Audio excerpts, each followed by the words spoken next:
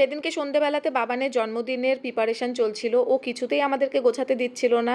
ও পুরো এক্সাইটেড ছিল কতক্ষণে কেক কাটবে, আর কেকের ওপরে যে গাড়িটা সেটা ওর চাই। সেই জন্য ও তাড়াতাড়ি করে ওইখানটাতে গিয়ে দাঁড়িয়ে পড়েছে কেক কাটার জন্য, আর একা একাই কেক কেটেছে, একা একাই মোমবাতি নিভিয়েছে। তারপর যাই হোক কেক কাট করা হলো, তারপরে সবাই মিলে এখানটাতে আমরা একে একে আশীর্বাদ করলাম। তোমরাও সবাই বাবানকে আশীর্বাদ করো, ও যেন বড় হয় অনেক, মানুষের মতন মানুষ যেন হতে পারে। আর এদিকে বাবান কন্টিনিউয়াসলি কেক খেয়ে যাচ্ছিল, তার একটা কারণ আছে, কারণ সন্ধেবেলাতে ওকে খাওয়ানো হয়নি সেই জন্য, কারণ এত ব্যস্ততার মধ্যে না সেদিনকে আর খাওয়ানো হয়ে ওঠেনি। তো যাই হোক সেদিন ঘরোয়া মতেই জন্মদিনটা পালন করা হয়েছিল। আর যেহেতু সেদিন শনিবার ছিল, আমি আর ভেজ রান্না করিনি, আমি নন ভেজে করেছিলাম।